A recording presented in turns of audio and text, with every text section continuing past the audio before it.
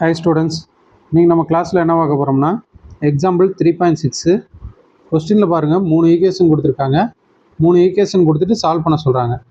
First நம்ம சொல்யூஷனில் கொடுத்துருக்க equations எடுத்து எழுதிக்கலாம். 3x + y - 3z = 1. இது ஈக்குவேஷன் நம்பர் 1. அடுத்து -2x - y + 2z = 1. இது ஈக்குவேஷன் நம்பர் 2.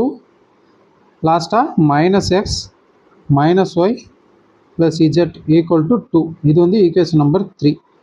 இப்போ ஃபஸ்ட்டு நம்ம என்ன பண்ண போகிறோம்னா ஃபஸ்ட்டு 2 ஈக்குவேஷன் எடுத்து சால்வ் பண்ண போகிறோம். அப்போ சால்விங் ஈக்குவேஷன் 1 அண்டு 2 ரெண்டு எடுத்து சால்வ் பண்ணும்போது 2 ஈக்குவேஷன் நல்லா கவனிச்சிங்கன்னா இங்கே ஒய்யோட கோஎஃபிஷியன்ட்ஸ் வந்து எப்படி இருக்குது, சேமாக இருக்குது. அப்போ வந்து நம்ம என்ன பண்ணுறோம், இந்த 2 ஈக்குவேஷனையும் எந்த சேஞ்சஸும் பண்ணாமல் அப்படியே எழுதி சால்வ் பண்ணிக்கலாம். அப்போ ஃபஸ்ட்டு ஈக்குவேஷன் வந்து என்னது, 3x + y - 3z = 1. Second equation என்னது, -2x - y + 2z = 1. இது சால்வ் பண்ணும்போது மேலே +y இருக்குது, கீழே -y இருக்குது. அப்போ இது ரெண்டையும் ஆட் பண்ணாலே அந்த y அப்படின்னு இருக்கக்கூடிய அந்த வேரியபிள் வந்து என்ன ஆயிரும், கேன்சல் ஆயிரும்.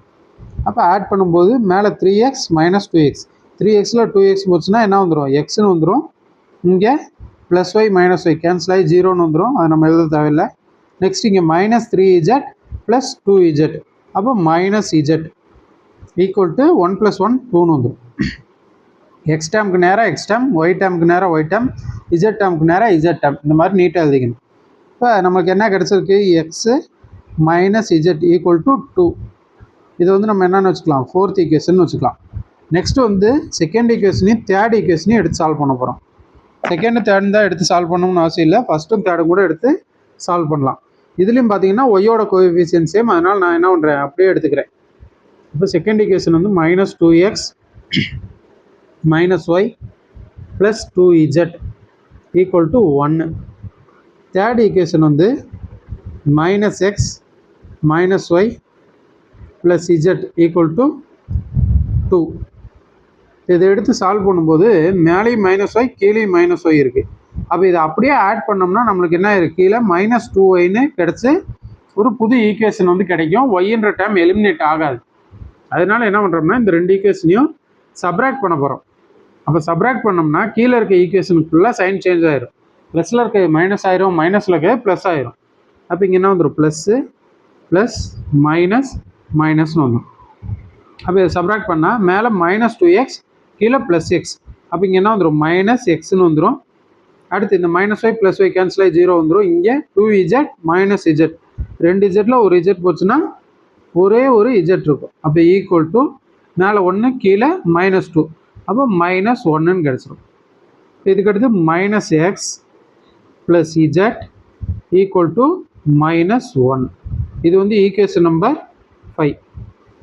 இப்போ கொஸ்டினில் பார்த்தீங்கன்னா 3 வேரியபிள் இருக்க மாதிரி 3 ஈக்குவேஷன் கொடுத்துருந்தாங்க. அதை நம்ம வந்து சால்வ் பண்ணி 2 வேரியபிள் மட்டும் இருக்க மாதிரி ஒரு 2 ஈக்குவேஷன் ஃபைண்ட் பண்ணி வச்சுருக்கோம். இப்போ இந்த 2 ஈக்குவேஷனையும் நம்ம என்ன பண்ண போகிறோம், சால்வ் பண்ண போகிறோம். அப்போ சால்விங் 4 அண்டு 5. 4 5 நம்ம சால்வ் பண்ணோம்னா ஃபோர்த் ஈக்குவேஷன் வந்து எந்த சேஞ்சஸும் பண்ணாமல் நான் அப்படியே எடுத்துக்கிறேன், x - z = 2. ஃபிஃப்த் ஈக்குவேஷனும் வந்து எந்த சேஞ்சஸும் பண்ணாமல் அப்படியே எடுத்துக்கிறேன். ஏன்னா நியூமரிக்கல் கோஎஃபிஷியன்ட்லாம் வந்து நம்மளுக்கு என்னது, சேமாக இருக்குது. அப்போ +z = -1.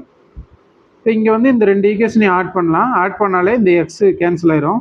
இதில் கவனிச்சிங்கன்னா மேலே +x கீழே -x, அப்போ இது 2 கேன்சல் ஆகி என்ன வந்துடும், 0 வந்துடும். அதே மாதிரி மேலே -z கீழே +z, இதுவும் கேன்சல் ஆகி என்ன வந்துடும், 0ன்னு வந்துடும்.